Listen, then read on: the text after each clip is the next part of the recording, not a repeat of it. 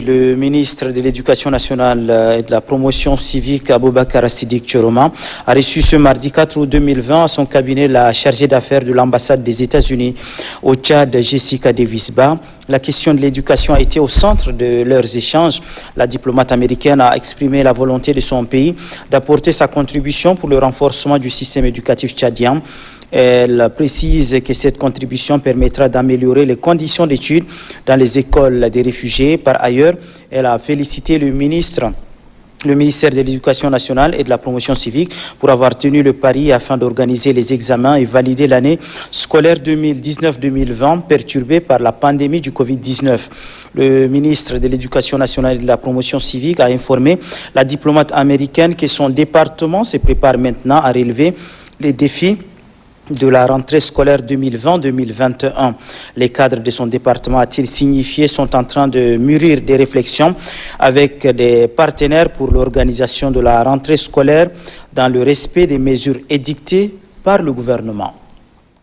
Cette note d'information du ministère de la Santé publique et de la Solidarité nationale à l'attention plutôt des établissements sanitaires privés, cliniques, cabinets médicaux, cabinets de soins infirmiers ou dentaires, grossistes, répartiteurs, officiers de pharmacie et dépôts pharmaceutiques, laboratoires d'analyse médicale et cabinets d'imagerie médicale.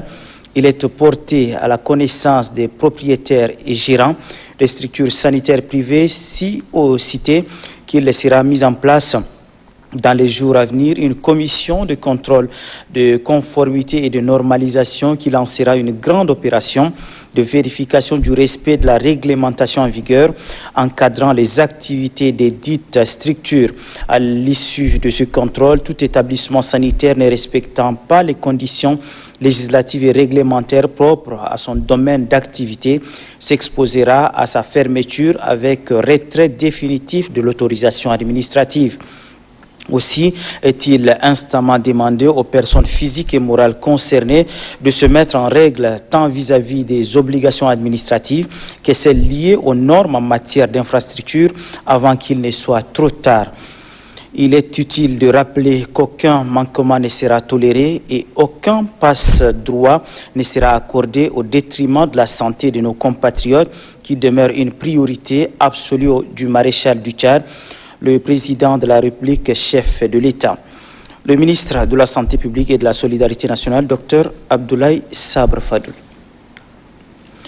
Voici donc la situation épidémiologique de la maladie à coronavirus de ce mardi 4 août 2020. Elle se présente comme suit. Sur 117 échantillons analysés, 2 cas confirmés en Djamena, 0 guéris. Le total reste à 814.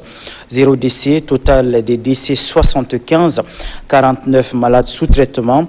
Le nombre de cas confirmés depuis le 19 mars 2020 est de 938, dont 230 femmes réparties dans 15 provinces du pays. La coordination nationale de riposte sanitaire invite la population à rester sereine, solidaire, vigilante et rappelle au respect strict des mesures barrières, notamment la distanciation sociale en cas de signes tels que fièvre, toux, éternuement et difficultés respiratoires. Appelez gratuitement le 1313. Le coordonnateur national de riposte sanitaire, professeur Choua Ouchemi. Et puis ce communiqué officiel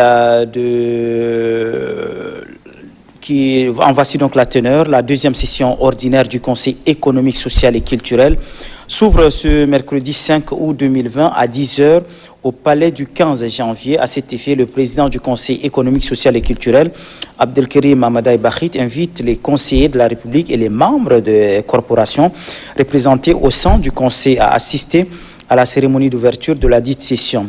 Pour cette session, les conseillers de la République se sont autosaisis du thème « La relance de l'économie tchadienne post-Covid-19 ».